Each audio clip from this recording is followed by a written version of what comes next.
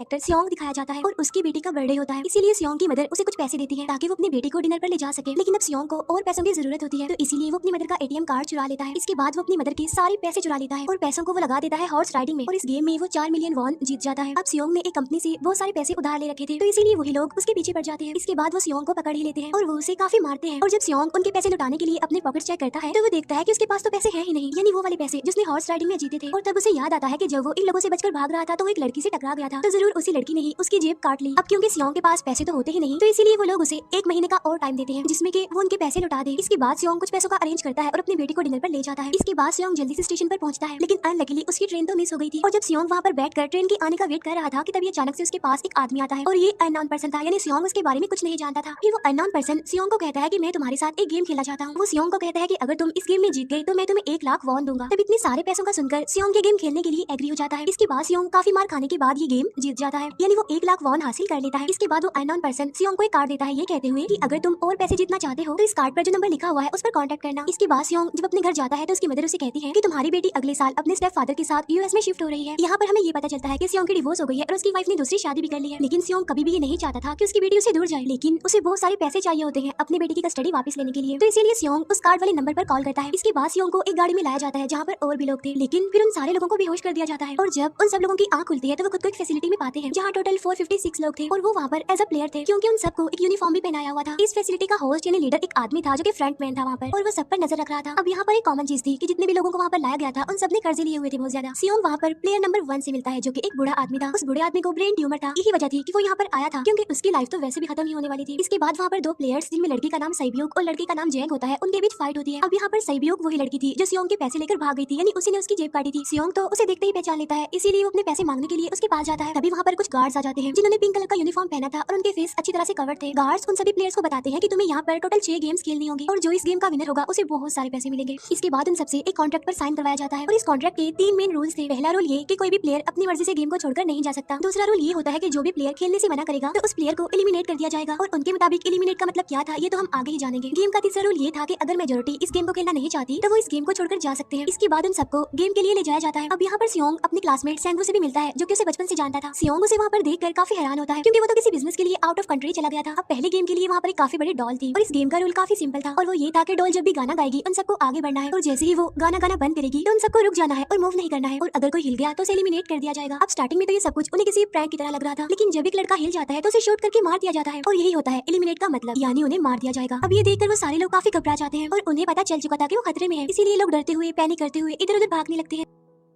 लेकिन अब क्योंकि गेम का रूल था इसीलिए जो भी हिलता है उसे मार दिया जाता है, और जितने भी सर्वाइवर होते हैं वो किसी न किसी तरह इस गेम को कंप्लीट कर ही लेते हैं। लेकिन जो लोग मर जाते हैं उनकी डेड बॉडीज को वहाँ से ले जाया जाता है, और अब 456 प्लेयर्स में से सिर्फ 255 ही रह गए थे। अब क्योंकि वो सारे प्लेयर्स इतना ज्यादा डर जाते हैं कि अब कोई भी गेम खेलना नहीं चाहता था। लेकिन जैसा कि रूल नंबर 3 था कि अगर मेजोरिटी चाहे तो वो ये गेम स्किप कर सकती है, तो इसीलिए उनका लीडर यानी फ्रंटमैन वोटिंग करवाता है। लेकिन इससे पहले उन्हें प्राइज मनी दिखाई जाती है, यानी जो विनर को मिलेगी। लेकिन इन केस अगर कोई गेम को छोड़कर चला जाएगा तो ये सारे पैसे मरे हुए प्लेयर्स की फैमिलीज को मिल जाएंगे, और ये prize money total 45 billion won होती है। इसके बाद वोटिंग करवाई जाती है जिसमें मेजोरिटी इस गेम को खेलना नहीं चाहती थी, तो इसीलिए गेम को यहीं पर स्टॉप कर दिया जाता है। लेकिन अगर कभी फ्यूचर में वो लोग चाहें तो इस गेम को रीज्वाइन कर सकते हैं। इसके बाद सभी लोगों को उनके घरों पर छोड़ दिया जाता है। नेक्स्ट डे सियोंग पुलिस स्टेशन जाता है और वहाँ पर वो पुलिस को सारी बात बता देता है, लेकिन उन लोगों को सियोंग की बातों पर यकीन नहीं होता और उल्टा वो लोग उसे पागल समझने लग जाते हैं। इसके बाद सियोंग उन्हें वही वाला कार्ड दिखाता है, लेकिन हैरान कर देने वाली बात तो ये है कि उस पर जो नंबर था वो रॉन्ग था। इसके बाद सियोंग जब घर जाता है तो उसकी मदर वहाँ पर नहीं होती। उधर सियोंग का क्लासमेट सैंगू अपनी मदर को छुपकर देख रहा होता है, और तभी वहाँ पर सियोंग भी आ जाता है। यहाँ पर सैंगू अपसेट होते हुए सियोंग को बताता है कि मेरे ऊपर 6 बिलियन का कर्ज है। वो बताता है कि मैंने क्लाइंट्स के पैसे लेकर स्टॉक मार्जिन में लगा दिए थे, लेकिन अनलकीली वो सारे पैसे डूब गए। और तभी सियोंग के पास हॉस्पिटल से कॉल आती है। सियोंग की मदर का पाँव काफी इंजर्ड था, लेकिन डायबिटीज का ट्रीटमेंट ना होने की वजह से उनकी चोट और ज्यादा बढ़ गई। तब डॉक्टर सियोंग को बताते हैं कि तुम्हारी मदर का ट्रीटमेंट हो सकता है, लेकिन इसके लिए हमें इनका पाँव काटना होगा। लेकिन इस ऑपरेशन में बहुत सारे पैसे लगने वाले थे, लेकिन जाहिर सी बात है सियोंग के पास इतने पैसे तो होते नहीं। इवन उसने तो अपनी मदर के इंश्योरेंस के पैसे भी उड़ा दिए थे। तब इसीलिए सियोंग पैसे मांगने के लिए अपनी वाइफ के पास जाता है, लेकिन उसकी वाइफ उसे पैसे देने से इनकार कर देती है। फिर उसकी वाइफ अपने हस्बैंड को बताती है कि सियोंग आया था पैसे मांगने के लिए, और तभी उसका हस्बैंड सियोंग को पैसे देने आता है। साथ साथ उसे ये भी कहता है कि मेरी फैमिली से दूर रहो, लेकिन सियोंग उसे मारने लगता है, और तभी उसकी बेटी भी वहाँ पर आ जाती है। इसके बाद सियोंग का एक फ्रेंड अपने बॉस के पास पैसे मांगने जाता है, लेकिन उसका बॉस उसे पैसे देने से मना कर देता है, तो इसीलिए उन दोनों के बीच फाइट होने लगती है। इस फाइट के दौरान उसके बॉस का हाथ मशीन में आ जाता है, तो मौके का फायदा उठाकर सियोंग का फ्रेंड पैसे लेकर वहाँ से भाग जाता है। फिर इसके बाद सियोंग का फ्रेंड अपने घर आकर अपनी वाइफ को कहता है कि पहले फ्लाइट लो और जाओ यहाँ से। इसके बाद सैब्यूक एक एजेंट से मिलती है क्योंकि उसने अपनी मदर को नॉर्थ एरिया से साउथ एरिया में लाना था। सैब्यूक वही लड़की जिसने सियोंग की जेब काटी थी, लेकिन यहाँ अपनी मदर को लाने के लिए सैब्यूक को बहुत सारे पैसों की जरूरत थी। अब सैब्यूक का एक छोटा भाई भी होता है जिससे उसने प्रॉमिस किया होता है कि मैं मदर को जरूर ले आऊंगी। इसके बाद हमें एक ऑफिसर दिखाया जाता है है और इस ऑफिसर का भाई है, जहाँ उसे पता चलता है कि उसका भाई तो पिछले कुछ दिनों से अपने घर पर भी नहीं आया। और जब वो ऑफिसर घर को चेक कर रहा होता है तो उसे एक कार्ड मिलता है वहाँ पर, और इस ऑफिसर ने सेम ऐसा ही कार्ड पुलिस स्टेशन में सियोंग के पास भी देखा था। तो इसीलिए वो ऑफिसर सियोंग के पास जाकर उसे इस बारे में पूछता है, लेकिन सियोंग उसे कुछ नहीं बताता। इसके बाद सियोंग जब अपने घर जाता है तो उसे वो कार्ड दोबारा मिल जाता है वहाँ पर। अब सियोंग डिसाइड करता है कि वो दोबारा से उस गेम को ज्वाइन करेगा, इसीलिए सभी प्लेयर्स को एक शिप के पास ले जाया जाता है। इधर ही वो ऑफिसर भी गाड़ियों का पीछा करते हुए उस शिप तक आ जाता है। वो एक गार्ड को मारकर उसे पानी में फेंक देता है। इसके बाद उन सभी प्लेयर्स को एक आइलैंड पर मौजूद फैसिलिटी में लाया जाता है। अब यहाँ पर उन्हें जरा भी अंदाजा नहीं था कि अगला गेम कौन सा होगा और उसे कैसे खेला जाएगा। इसके बाद वो लोग अपनी अलग अलग टीम्स बना लेते हैं। रात को सैब्यूक और उसकी फीमेल फ्रेंड वॉशरूम जाते हैं। यहाँ पर सैब्यूक गार्ड्स की नजरों से बचते हुए उस फैसिलिटी को एक्सप्लोर करने लगती है। तभी वो देखती है कि गार्ड्स बड़े बड़े बर्तनों में कुछ बना रहे हैं,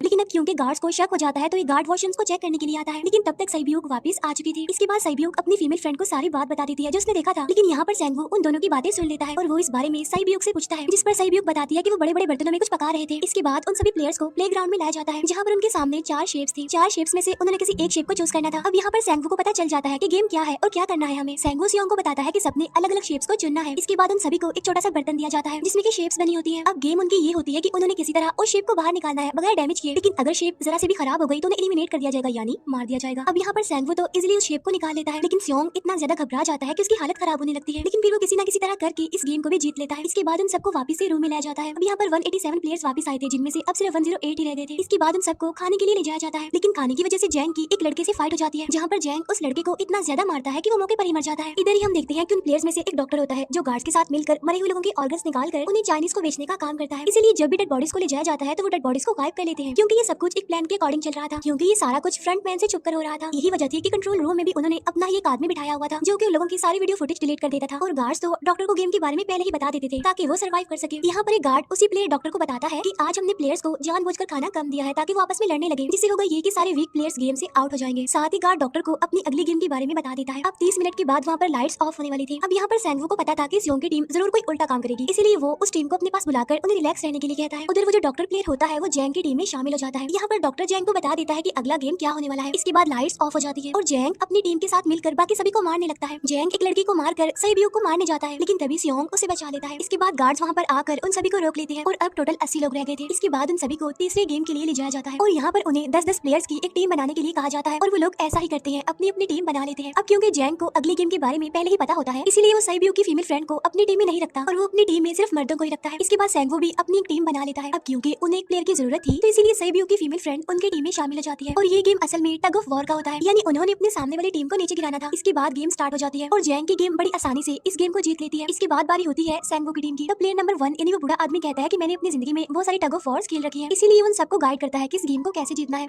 तो इसीलिए वो लोग किसी न किसी तरह करके इस गेम को जीत जाते हैं। फिर दिखाया जाता है कि 30 मिनट के बाद दोबारा से लाइट्स ऑफ हो जाएंगी, जिस पर सैंगवू उन सबको कहता है कि रेडी रहना। तो इसीलिए वो डिसाइड करते हैं कि एक एक करके हम पहरा देंगे। अब जैंग की टीम में एक से बढ़कर एक चालाक प्लेयर था, तो इसीलिए जैंग को डर होता है कि कहीं उसकी टीम उसे ही साइड पर न लगा दे, यानी उसे ही अपने रास्ते से न हटा दे।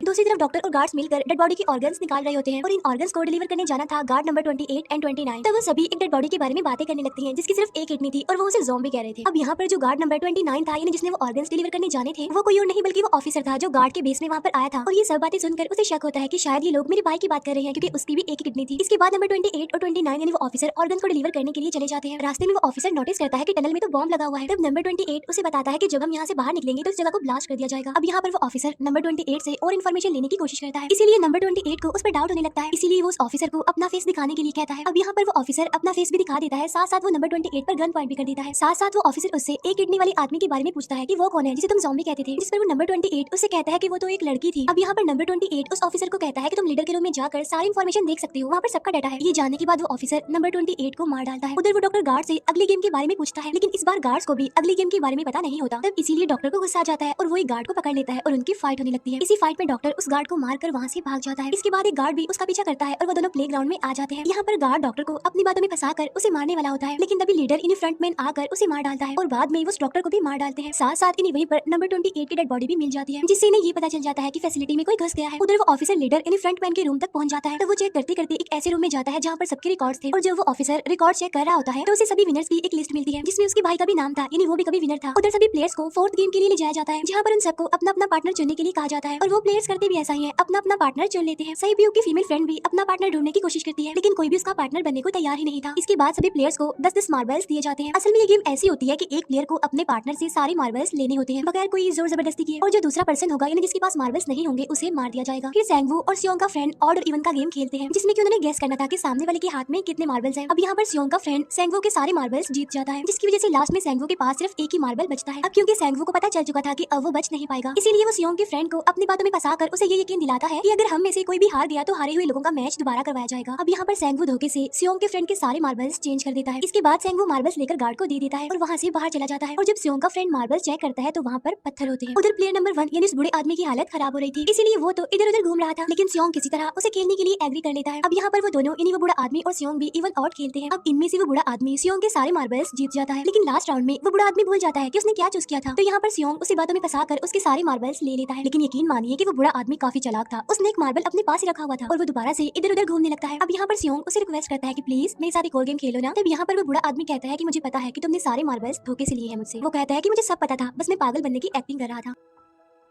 तब ये सुनकर सियोंग को उस पर तरस आ जाता है और वो उसे ही सारे मार्बल्स दे देता है। उसके बाद सैब्यूक और उसकी फीमेल फ्रेंड भी गेम खेल रहे होते हैं। उनकी गेम ये होती है कि जो मार्बल्स को दीवार के ज्यादा करीब फेंकेगा वही जीतेगा। पहले सैब्यूक अपने मार्बल्स फेंकती है, लेकिन जब सैब्यूक की फ्रेंड की बारी आती है तो वो अपने सारे मार्बल्स फेंक देती है। लेकिन जब सैब्यूक ये देख लेती है तो वो अपने फ्रेंड को दोबारा फेंकने के लिए कहती है, जिस पर उसकी फ्रेंड कहती है कि नहीं सैब्यूक, मैं बिल्कुल अकेली हूँ, मेरे पीछे तो कोई भी नहीं है, लेकिन अगर तुम्हें कुछ हो गया तो ये अच्छी बात नहीं है, तुम्हारे पीछे तुम्हारा छोटा भाई है, तुम्हारा वेट कर रहा है। और इसी वजह से सैब्यूक की फ्रेंड को मार दिया जाता है। इसके बाद उन सबकी डेड बॉडीज को वहाँ से ले जाया जाता है। इसके बाद वो सब वापस से रूम में आ जाते हैं। यहाँ पर जैंग देखता है कि सैब्यूक की वो वाली फ्रेंड तो अभी तक जिंदा है, जो कि बड़ी आराम से बैठी हुई थी। अब यहाँ पर हमें पता चलता है कि सैब्यूक की ये वाली फ्रेंड जैंग की भी फ्रेंड थी, लेकिन अब क्योंकि उन दोनों के बीच किसी बात को लेकर क्लैश चल रहा था तो इसीलिए जैंग की वो फ्रेंड उसे बुली करने लगती है। इसके बाद फ्रंटमैन को एक डेड बॉडी के पास उस ऑफिसर का आईडी कार्ड मिल जाता है। तभी फ्रंटमैन को पता चलता है कि उसके सारे वीआईपीज आ चुके हैं, तो इसीलिए फ्रंटमैन उन्हें लेने के लिए चला जाता है। फिर सारे वीआईपीज को उनके रूम में लाया जाता है। इसके बाद फ्रंटमैन वीआईपीज के आने के बारे में एक और आदमी को जाकर बताता है और यही आदमी मेन होता है। और ये कौन होता है हम ये आगे जानेंगे। फिर नेक्स्ट डे उन सबको 5वें गेम के लिए लाया जाता है, जहाँ पर 1 से लेकर 16 तक नंबर पड़े होते हैं और वो सभी प्लेयर्स अपना अपना नंबर ले लेते हैं। नंबर का मतलब ये था कि जो नंबर भी एक प्लेयर पर आएगा उसके मुताबिक उसकी बारी आएगी। अब यहाँ पर लास्ट में पहला और आखिरी नंबर रह जाता है यानी 1 और 16। तो यहाँ पर सियोंग कंफ्यूज हो जाता है कि उसे कौन सा नंबर चूज करना चाहिए। अगर उसने पहला नंबर लिया तो वो फंसेगा और मरेगा, क्योंकि उसे नहीं पता कि गेम क्या है। और अगर लास्ट नंबर लेगा तो क्या पता उसकी बारी ही ना आए, टाइम कम रह जाए। और तभी वहाँ पर एक आदमी आ जाता है और वो सियोंग को कहता है कि मुझे पहला नंबर चाहिए, क्योंकि मैं अपनी जिंदगी में कभी भी फर्स्ट नंबर पर नहीं आया। फिर इसके बाद उन्हें गेमिंग रूम में लाया जाता है। अब इस गेम का रूल ये होता है कि दिए हुए टाइम में उन्हें ब्रिज की दूसरी साइड पर जाना है। अब इसके बीच में 2 तरह के ग्लास लगे होते हैं, एक तो होता है आम ग्लास और एक होता है टेम्पर्ड ग्लास। आम ग्लास पर पाँव रखते ही वो टूट जाएगा और वो लोग नीचे गिर जाएंगे। इसके बाद गेम स्टार्ट हो जाता है और वो लोग एक एक करके मरने लगते हैं। फिर एक टाइम ऐसा आता है जब जैंग सबके सामने होता है और वो आगे ही नहीं बढ़ रहा होता। अब उनके पास एक ही रास्ता था, या तो वो आगे जाए या सारे ही मर जाएं। और तभी जैंग के सामने उसकी वही फ्रेंड आ जाती है जो उसे बुली कर रही थी और वो जैंग को कहती है कि मैंने तुम्हें कहा था कि जिस दिन तुमने मुझे धोखा दिया मैं तुम्हें मार दूंगी। इसके बाद वो जैंग को पकड़ लेती है और उसे लेकर नीचे कूद जाती है, जिसकी वजह से उन दोनों की मौत हो जाती है। अब वहाँ पर एक आदमी था जो कि ग्लास कंपनी में काम करता था और उसे पता था कि टेम्पर्ड ग्लास कौन सा है, लेकिन जब फ्रंटमैन को इस बात का पता चल जाता है तो वो लाइट्स ऑफ करवा देता है ताकि वो ग्लास को पहचान ही ना पाए। अब लास्ट में एक ही स्टेप बचता है और उनके पास तो टाइम ही नहीं था, इसीलिए सेंगवू उस आदमी को धक्का दे देता है। तो यहाँ पर सेंगवू, सियोंग और सैब्यूक ब्रिज को पार कर लेते हैं, लेकिन ग्लास टूटने की वजह से उन्हें काफी चोट लग जाती है, खास तौर पर सैब्यूक को।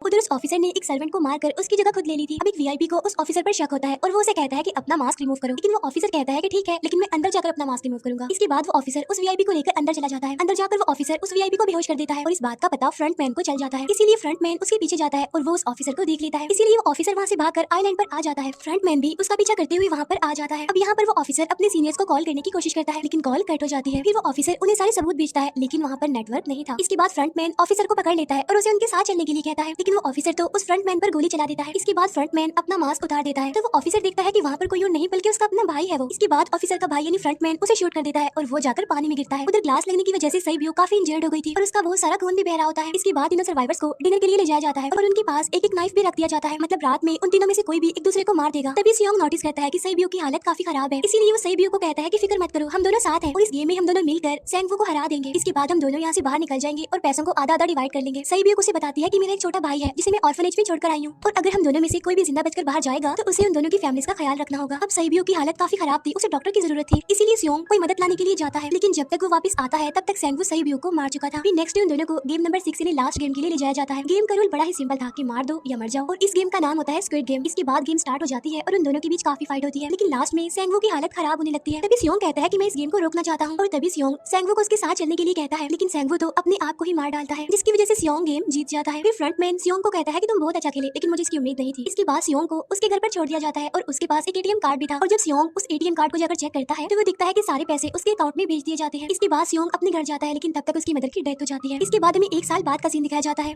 जहाँ पर हम देखते हैं कि सियोंग की हालत काफी खराब हो गई है, यानी वो काफी नशा करने लग गया है और उसने अब तक उन पैसों को हाथ तक नहीं लगाया। एक दिन एक फूल बेचने वाली औरत सियोंग के पास आती है और वो उसे सेम वैसा ही कार्ड देती है जिसमें एक एड्रेस लिखा हुआ था। और फिर सियोंग उस एड्रेस पर जाता है, जहाँ पर उसे पता चलता है कि ये सारा किया धरा किसी और का नहीं बल्कि उस बूढ़े का है, प्लेयर नंबर 1 का, और वो अभी भी जिंदा है। यहाँ पर वो बूढ़ा आदमी सियोंग को बताता है कि मैं अपनी लाइफ से बोर हो चुका था और ये सारी गेम मैंने अपने क्लाइंट्स के साथ मिलकर बनाई ताकि मैं लोगों को मरता हुआ देखकर एंजॉय कर सकूं। लेकिन हाँ, हमने किसी को मजबूर नहीं किया था ऐसा करने के लिए, और मैंने गेम में इसीलिए पार्टिसिपेट किया क्योंकि गेम देखने से ज्यादा उसे खेलने में मजा आता है। वो कहता है जो पैसे तुम्हारे पास है वो मेरे ही है, और ये कहते ही उस बूढ़े आदमी की मौत हो जाती है। इसके बाद सियोंग साइबियो के छोटे भाई के पास जाता है और उसे लेकर वो जाता है सेंगो की मदर के पास, और वो सेंगो की मदर को कहता है कि इस बच्चे का ख्याल रखना। साथ साथ वो उसे एक बैग भी देता है जिसमें बहुत सारे पैसे होते हैं। इसके बाद सियोंग स्टेशन पर जाता है, जहाँ पर उसे वही अननोन पर्सन मिलता है जो कि उसे मूवी के स्टार्ट में भी मिला था। यहाँ पर सियोंग उसका पीछा भी करता है, लेकिन तब तक वो भाग चुका था। फिर सियोंग उस कार्ड वाले नंबर पर कॉल करता है और वो पूछता है कि तुम लोग कौन हो और लोगों के साथ ऐसा क्यों कर रहे हो, क्यों खेल रहे हो लोगों की जिंदगी से। लेकिन आगे से उसे रिस्पॉन्स आता है कि सियोंग, अगर तुमने जिंदा बचना है तो प्लेन में चढ़ जाओ। और इसी के साथ ही मूवी यहीं पर एंड हो जाती है।